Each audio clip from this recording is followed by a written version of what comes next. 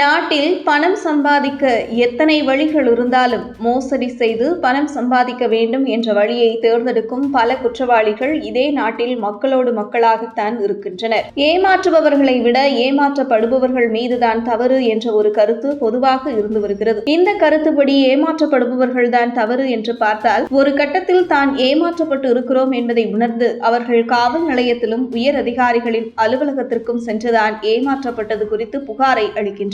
அப்படித்தான் கடந்த சில மாதங்களாக பல ஏமாற்று வேலைகளும் சைபர் கிரைம் குற்றங்களும் நடந்த வண்ணம் உள்ளது.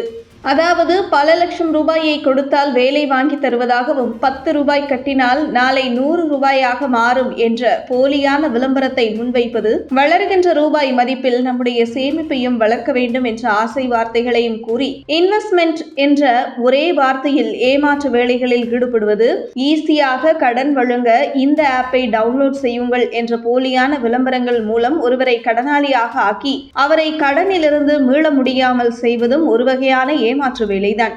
இப்படி பல மோசடி புகார்கள், ஏமாற்று வேலைகள் அனைத்துமே நாம் செய்திகளில் பார்த்ததுதான். நேற்றைய தினம் கூட சர்வதேச பங்குச்சந்தையில் ஆன்லைன் வர்த்தகம் செய்து அதிக பணம் சம்பாதிக்கலாம் என்று ஆசை வார்த்தைகளை கூறி கிட்டத்தட்ட 90 லட்சம் ரூபாய் பண மோசடி செய்த வழக்கில் 6 பேரை சைபர் கிரைம் போலீசார் கைது செய்தனர். இந்த கும்பல் அனைவருமே பயன்படுத்துகின்ற வாட்ஸ்அப் வாயிலாகத்தான் அனைவரையுமே தொடர்பு கொண்டதாகவும் கூறப்படுகிறது. இப்படிப்பட்ட பல ஏமாற்றும் சூழ்நிலைகளில் பல நாட்களுக்கும் மாதங்களுக்கும் பிறகுதான் ஒருவர்தான் ஏமாற்றப்பட்டிருக்கிறார் என்பதே தெரிய வருகிறது. இதற்கு பிறகு அவர் இது குறித்து புகாரை அளிக்கிறார் என்றால் கூட அதற்கான விசாரணையை சைபர் கிரைம் பிரிவு பரபரப்பாக மேற்கொள்கிறது. இதே வரிசையில் கடந்த சில மாதங்களுக்கு முன்பு சூதாட்டத்தில் பணத்தை இழந்த பலரும் தற்கொலை செய்து கொண்ட செய்திகளை பார்த்திருப்போம். அதுவும் தற்பொழுது நம் கையில் மொபைல் வழியாகவே இந்த சூதாட்டம் வருவதால் சும்மா விளையாண்டு பார்க்கலாமே என்று ஆரம்பிக்கும் அந்த பழக்கம் நாளடைவில் ஒருவர் அடிக்டாக மாறி அதற்கு பலர் தங்கள் பணத்தையும் இழந்து பிறகு தானே தன்னை ஏமாற்றிக் கொண்டேன் என்ற மன உளைச்சலும் சுற்றி இருக்கும் கடன் பிரச்சனைகளாலும் ஒருவர் தன்னை மாய்த்துக் கொள்ளும் நிலைமைக்கு ஆளாகிறார். இந்த குற்றத்தை கூட காவல் நிலையத்தில் புகார் அளித்து அதற்கான நடவடிக்கைகளை மேற்கொள்ள வைக்க முடியும். ஆனால் ஒருவர் தான் செய்த குற்றத்தை வெளியில் கூட கூற முடியாத அளவிற்கு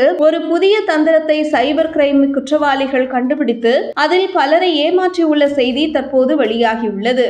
அதாவது வேலையின்றி பெரும்பாலான நேரங்களில் மொபைல் போனில் செலவழிக்கும் நபர்களை தேர்ந்தெடுத்து அவர்களின் மொபைல் போனில் சமூக வலைதளங்கள் மூலம் 3 மாதத்திற்குள் ஒரு பெண்ணை கர்ப்பமாக்கினால் 50 லட்சம் ரூபாய், வீடு, பணம் என அடுக்கடுக்கான ஆப்புகளை அள்ளிவிட்டு அந்த ஆண்களை அந்த போலியான அட்வர்டைஸ்மெண்டால் ஈர்த்து அந்த பணியில் சேர உடனே ரிஜிஸ்டர் செய்து கொள்ளுங்கள் என்று கூறி ரிஜிஸ்டர் செய்வதற்கு இவ்வளவு தொகையை கட்டணமாக செலுத்த வேண்டும் என செலுத்தி பிறகு இந்த கட்டணம் மூலமாகவே நாமத்தை போடுகின்ற கும்பல் தற்பொழுது கைது செய்யப்பட்டுள்ளனர். இந்த கும்பலால் ஏமாற்றப்பட்ட பலர் தான் ஒரு பெண்ணை கர்ப்பமாக நினைத்து ஏமாற்றப்பட்டேன் என்பதை கூட வெளியில் கூற முடியாத அளவிற்கு இந்த தந்திரமான வேலைகளை செய்துள்ளனர். இருந்தாலும் சைபர் கிரைம் போலீசார் இந்த போலியான விளம்பரத்தை கண்டறிந்து அந்த கும்பலை கைது செய்துள்ளது.